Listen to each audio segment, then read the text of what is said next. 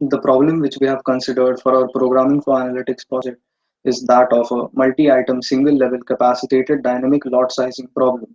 It consists of scheduling a variety of n different items over the planning horizon of t time periods. The main objective in considering the multi-item single-level lot sizing problem is to minimize the combined inventory holding and setup cost over the planning horizon subject to the capacity constraints in each planning period. Now we have considered two different heuristics over here. The first is named as the extended Dixon-Silver heuristic, and the second is named as the extended Eisenhut heuristic. Now, a common data set has been selected for the evaluation of both the heuristics. This data set has been selected from the tables given in the Dixon and Silver paper. Two different data sets have been selected, and the results have been interpreted for both the data sets and for both the heuristics. Now, next, what we show here is the extended Dixon Silver heuristic. Now, I'll walk you through the code. Now, first, what we would do is we input the holding and setup cost, the maximum lot size, and production rate for all the items. Then we input the forecasted demand and create it and convert it to a data frame. After that, we initialize the time period and then we calculate the value of remaining inventory. This remaining inventory is used to calculate the equivalent demand matrix by updating the remaining inventory as initial inventory minus safety stock. After computing the equivalent demand matrix for n items, we next check the feasibility of the problem. The feasibility condition is that the summation of all the demands should be less than the summation of all the capacities.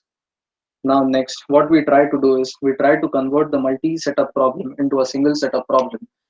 Now the advantage of this paper is that it considers the maximum lot size on the items. Hence, if for a particular item the maximum demand is greater than the maximum lot size, that particular item is split into more number of items. Hence, uh, capital N number of items get split into n dash number of items, which is greater than or equal to n. After splitting the items, we calculate the equivalent demand for the new set of number of items. After calculating the new set of demand for all the items, we initialize the period as 1. We initialize the lot size as the equivalent demand, and we initialize the value of Ti is equal to 1. This Ti value signifies the time supply in integer number of periods requirement that this lot will exactly satisfy.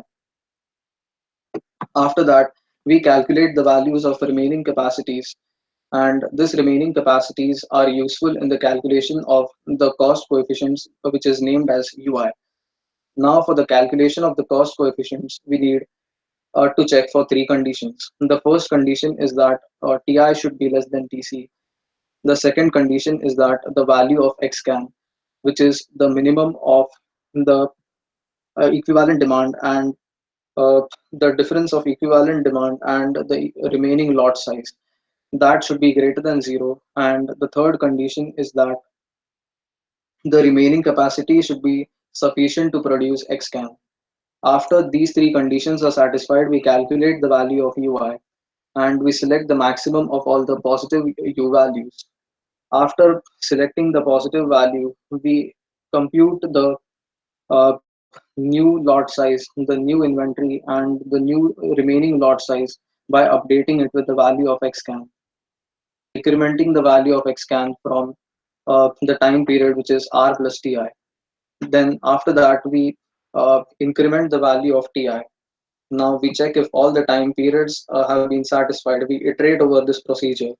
After all the time periods have been satisfied, we calculate the value of Q, which is the maximum of the sum of total demand minus capacity minus APJ. After that, we calculate the new coefficient, which is delta, and we select the minimum of the values if all the three conditions are satisfied. After calculating the value of Q, we set W is Ki into Xcan. And if W is less than Q, then we update the value of lot size, inventory, and remaining. And if that is not the case, then we parameter which we consider is IQ, which is Q by Ki. And then again, we update the values of lot size and inventory. We repeat this procedure by incrementing the value of time periods by one. And when all the time periods are completed, we say that the heuristic is complete. After that, we calculate the lot size in terms of n dash number of items and convert it to n number of items. Then we calculate the inventory setup and total cost. Now we run this Python code, and the output which is obtained is stored in terms of a CSV file, and the results are shown in the screen over here. We get the inventory cost, setup cost, and total cost. The values of the lot size, which is the production plan, is shown in a CSV file, and another inventories of all the time periods are shown in another CSV file. So two different CSV files are generated. After that, we move to the next heuristic, which is the extended Eisenhower heuristic. Now, what we do here is we generate the equivalent requirement matrix. And now the main advantage of this new extended heuristic is that it tries to remove the infeasibilities in the problem, which was considered during the with the Eisenhower heuristic using a feedback mechanism. This feedback mechanism removes all the infeasibilities.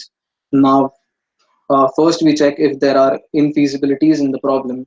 So we check the difference of demand and capacity, and we update the time periods one at a time and calculate the order of two periods. Then we calculate the values of inventories, and after that we calculate the values of the cost coefficients. If the cost coefficients are negative, then we move to the feedback mechanism, and if they are positive, we select the maximum values and we increment the lot size by the demand, and repeat the procedure until all the positive values are removed by selecting the maximum U values one at a time. Now we move to the feedback mechanism. Now for the feedback mechanism, we check the amount of infeasibility as the difference of demand and capacity. Then we compute the values of CI, the minimum values of the operating cost by transferring that many number of items and select uh, the queue corresponding to the minimum value. Then we select how much amount should actually be transferred, and we increment the lot size and decrement the demand by that much time period. Again, we repeat the procedure to check if infeasibilities are there. And when all the infeasibilities are removed, we get the values of inventory for all the time periods. And after that, we calculate the inventory carrying cost, the setup cost, and the total cost. Now, after we run this code, the costs are shown on the screen, and the CSV files are generated, which shows the lot size and the inventory for all the time periods. Now, what we do next is to generate a animation which can represent the data in an effective manner. We use the matplotlib.pyplot as PLT function, and we use the matplotlib.animation library to generate the animation. Now, after we run this code, we see that uh, the red diamond shows the total cost for the Eisenhower heuristic, and the second one is green dot, which shows for the Dixon silver. We see here that four different points are generated one at a time, and these points signify the total cost for that particular data set and for that particular heuristic.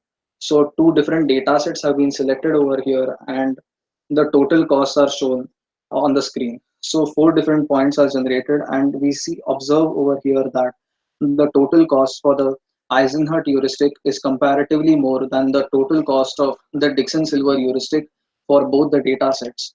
So we observe here that for our lot sizing problem, the Dixon silver heuristic provides better solutions as compared to the Eisenhower heuristic. So we can suggest to use the Dixon silver heuristic.